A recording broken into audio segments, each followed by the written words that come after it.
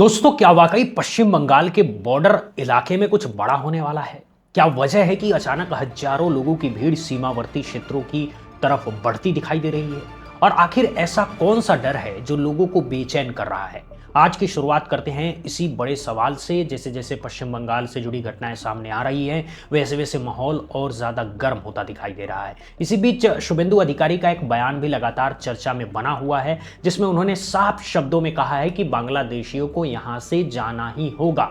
इस बयान के बाद अब सीमावर्ती इलाकों में लोगों की आवाजाही और भी ज्यादा चर्चा का विषय बन गई है। कई रिपोर्ट्स और सोशल मीडिया पर वायरल हो रहे वीडियो में दावा किया जा रहा है कि बॉर्डर के आसपास बड़ी संख्या में लोग इकट्ठा हो रहे हैं। कुछ जगहों पर तो ये संख्या हजारों से बढ़कर के कई दसियों हजार तक पहुंचने की बात कही जा रही है। इसी दौरान सोशल मीडिया पर एक ट्रेन का वीडियो भी तेजी से वायरल हो रहा है। वीडियो में एक ट्रेन दिखाई देती है जिसमें बड़ी संख्या में लोग सवार नजर आ रहे हैं।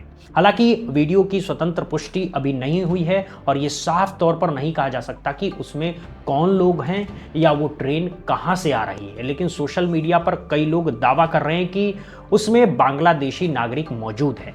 फिलहाल इन दावों की आधिकारिक पुष्टि होना अभी बाकी है। इस खबर ने एक और घटना की तरफ ध्यान खींचा है लोगों का। हाल ही में दिल्ली पुलिस ने 5 बांग्लादेशी नागरिकों को गिरफ्तार किया है। जानकारी के मुताबिक ये लोग वैध वीजा पर भारत आए थे, लेकिन उनका वीजा समाप्त हो चुका है। इसके बावजूद वे भारत में रह रहे थे, यानी उनके पास अब वैध दस्तावेज मौजूद नहीं थे और वो तय समय से ज्यादा अवधि तक भारत में रुके हुए थे। ये मामला उस स्थिति से अलग है जिसमें लोग अवैध तरीके से सीमा पार करके देश में प्रवेश करने की कोशिश करते हैं।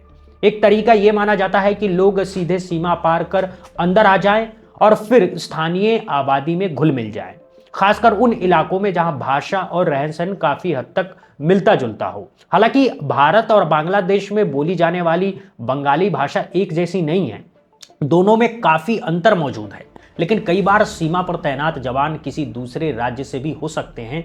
वे तमिलनाडु, पंजाब, मणिपुर या देश के किसी भी हिस्से से आए हो सकते हैं। ऐसे में भाषा की पहचान करना हमेशा आसान नहीं होता। ऐसी स्थिति में सबसे पहला सवाल दस्तावेजों का होता है। पहचान पत्र मांगे जाते हैं, आधार कार्ड मांगे जाते हैं या अन्य जरूरी कागजात देखे जाते हैं। लेकिन लंबे समय से ये भी चर्चा होती रही है कि फर्जी दस्तावेज तैयार करवाने के मामले सामने आते रहे।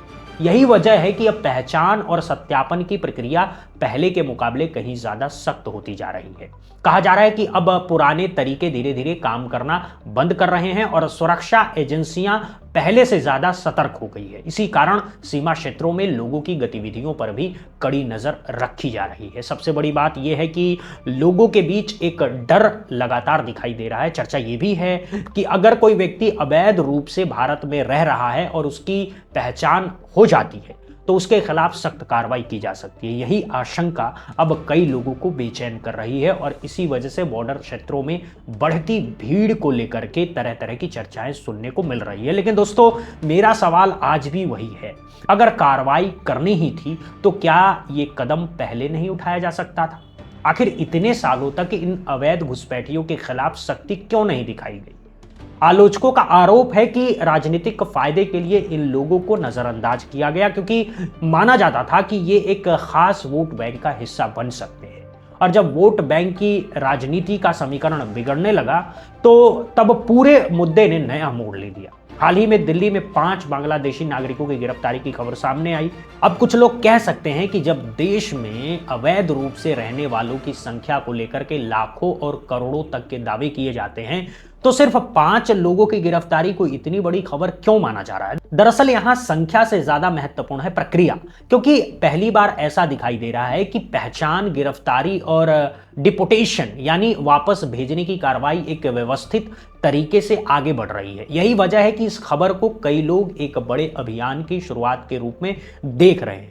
यहां एक बात समझना बहुत जरूरी है। अवैध रूप से रहने वालों की 2 अलग अलग श्रेणियां बताई जाती है। पहली वे जो लोग बिना किसी वैध दस्तावेज के सीमा पार करके भारत में दाखिल हुए, और दूसरी वे लोग जो वैध वीजा पर भारत आए लेकिन वीजा समाप्त होने के बाद भी यहीं रह गए और धीरे धीरे स्थायी रूप से बस गए।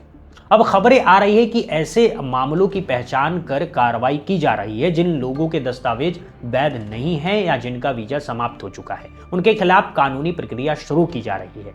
इसी बीच कई लोग ये सवाल भी उठा रहे हैं कि भारत पहले से ही अपनी अनेक सामाजिक और आर्थिक चुनौतियों का सामना कर रहा है। ऐसे में अवैध रूप से रहने वाले लोगों के मुद्दे को लेकर के सरकार को और अधिक स्पष्ट तथा सख्त नीति अपनानी चाहिए।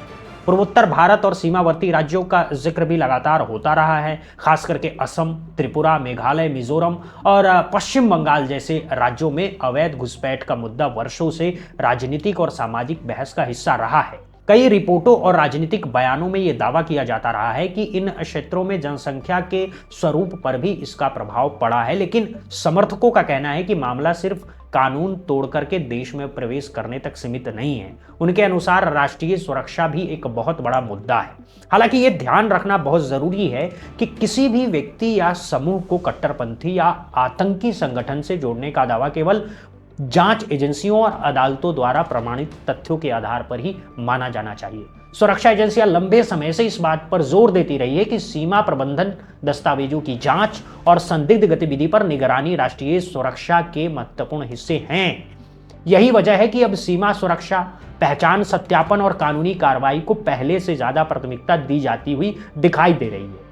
और शायद यही कारण है कि आज ये मुद्दा सिर्फ अवैध घुसपैठ तक सीमित नहीं रह गया है, बल्कि राष्ट्रीय सुरक्षा, कानून व्यवस्था और सीमावर्ती राज्यों के भविष्य से जुड़ी एक बड़ी बहस का हिस्सा बन चुका है। दोस्तों, समर्थकों का तर्क है कि अवैध घुसपैठ का मुद्दा सिर्फ सीमा पार करके देश में आने तक सीमित नहीं है। उनका कहना है कि जब बड़ी संख्या में लोग किसी क्षेत्र में बस जाते हैं तो उसके सामाजिक, आर्थिक और रक्षा संबंधी प्रभाव भी सामने आ सकते हैं। यही वजह है कि इस विषय को कई लोग राष्ट्रीय सुरक्षा से जोड़ करके देखते हैं। असम का उदाहरण अक्सर इस बहस में दिया जाता है।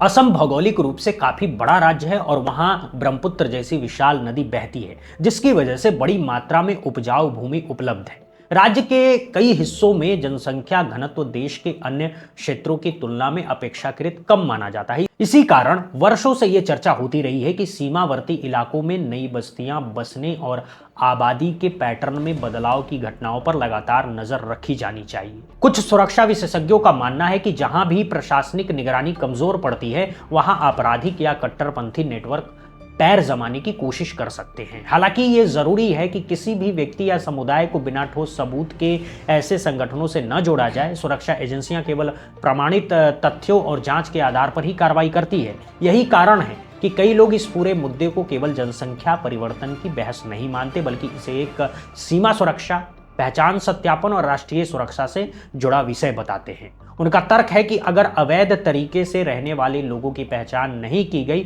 तो भविष्य में कानून व्यवस्था और सुरक्षा से जुड़ी चुनौतियां पैदा हो सकती हैं। दिल्ली में हाल ही में हुई कार्रवाई के बाद अब मांग उठ रही है कि ऐसी जांच और सत्यापन प्रक्रिया देश के अन्य हिस्सों में भी चलनी चाहिए। समर्थकों का कहना है कि कानून सभी पर समान रूप से लागू होना चाहिए, चाहे मामला किसी भी राज्य का क्यों न हो।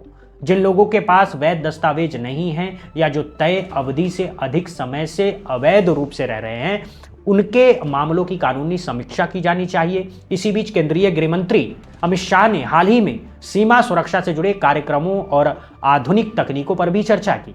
उन्होंने इस बात पर जोर दिया कि आने वाले समय में सीमा सुरक्षा केवल जवानों की तैनाती तक सीमित नहीं रहेगी, बल्कि drone, sensor, smart surveillance system और आधुनिक निगरानी तकनीकें भी महत्वपूर्ण भूमिका निभाएगी।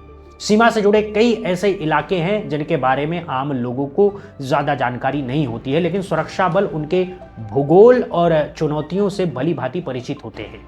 यही वजह है कि सीमा प्रबंधन को लगातार आधुनिक और मजबूत बनाने पर जोर दिया जा रहा है। कुल मिलाकर के ये बहस अब केवल अवैध घुसपैठ तक सीमित नहीं रह गई है। इसमें राष्ट्रीय सुरक्षा, सीमावर्ती राज्यों का भविष्य, आधुनिक सीमा प्रबंधन और कानून के प्रभावी क्रियान्वयन जैसे कई बड़े सवाल शामिल हो चुके हैं और यही कारण है कि यह मुद्दा आज भी देश भर में चर्चा का केंद्र बना हुआ है। दोस्तों, सीमा सुरक्षा की चुनौतियां सिर्फ कागजों और नक्शों तक सीमित नहीं होती। कई बार ऐसे इलाके होते हैं जिन्हें समझने के लिए वहां जाना पड़ता है। ऐसे क्षेत्र इतने कठिन और जटिल होते हैं कि उनकी असली स्थिति वही व्यक्ति बता सकता है जिसने वहां ड्यूटी की हो या जमीन पर काम किया हो।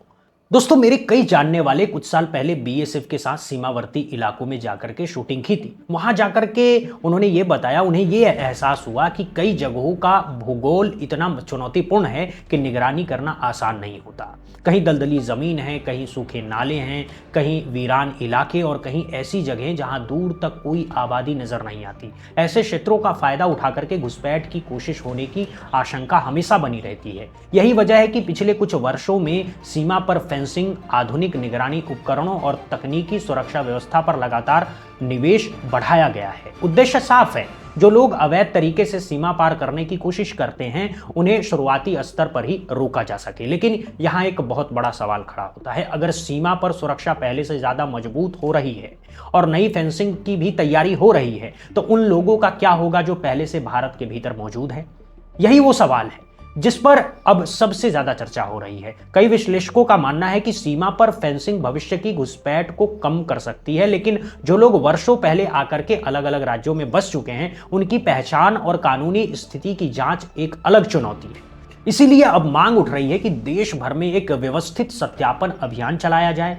समर्थकों का कहना है कि हर राज्य में विशेष जांच इकाई बनाई जाए जिसका मुख्य काम हो पहचान, सत्यापन और कानूनी प्रक्रिया। जहां भी कोई व्यक्ति वैध दस्तावेजों के बिना पाया जाए, वहां कानून के अनुसार कार्रवाई की जाए। हालांकि इस मुद्दे पर राजनीतिक मतभेद भी देखने को मिलते हैं। कुछ राज्य सरकारें इस तरह की कार्रवाई का समर्थन करती हैं, जबकि कुछ अन्य अलग दृष्टिकोण रखती हैं। लेकिन समर्थकों का तर्क है कि राष्ट्रीय सुरक्षा और कानून का पालन किसी भी राजनीतिक बहस से ऊपर होना चाहिए। उनका कहना है कि अगर देश ने सीमा सुरक्षा पर हजारों करोड़ों रुपए खर्च किए हैं, नई फेंसिंग बनवाई जा रही है, आधुनिक तकनीक लगाई जा रही है और सुरक्षा बल 24 घंटे निगरानी कर रहे हैं, तो इसके साथ साथ पहचान और सत्यापन की प्रक्रिया भी उतनी ही मजबूत होनी चाहिए, क्योंकि भविष्य में घुसपैठ को रोकना एक चुनौती है, लेकिन पहले से मौजूद अवैध मामलों की पहचान करना उससे भी बड़ी चुनौती माना जा रहा है। यही वजह है कि अब बहस केवल सीमा पर तारबंदी तक सीमित नहीं है। असली चर्चा इस बात पर है कि पूरे देश में दस्तावेजों की जांच, पहचान, सत्यापन और कानूनी प्रक्रिया को किस तरह प्रभावी बनाया जाए ताकि राष्ट्रीय सुरक्षा और कानून व्यवस्था दोनों को मजबूत किया जा सके। कई राजनीतिक नेताओं और विश्लेषकों ने पहले भी संसद और सार्वजनिक मंचों पर अवैध प्रवासियों की संख्या को लेकर के चिंता जताई है। हालांकि वास्तविक आंकड़ों को लेकर के अलग अलग दावे मौजूद हैं, लेकिन एक बात पर लगभग सभी सहमत दिखाई देते हैं, अगर समस्या का अस्थायी समाधान चाहिए तो सीमा सुरक्षा के साथ साथ देश के भीतर पहचान और सत्यापन तंत्र को भी मजबूत करना होगा। और शायद यही कारण है कि आज ये मुद्दा केवल सीमा का नहीं बल्कि पूरे देश की सुरक्षा, कानून व्यवस्था और भविष्य की रणनीति से जुड़ा एक बहुत बड़ा राष्ट्रीय विषय बन चुका है। आज के लिए बस इतना ही। देखते रहिए एक्सप्लेन बाय विक्की। जय हिंद, जय भारत।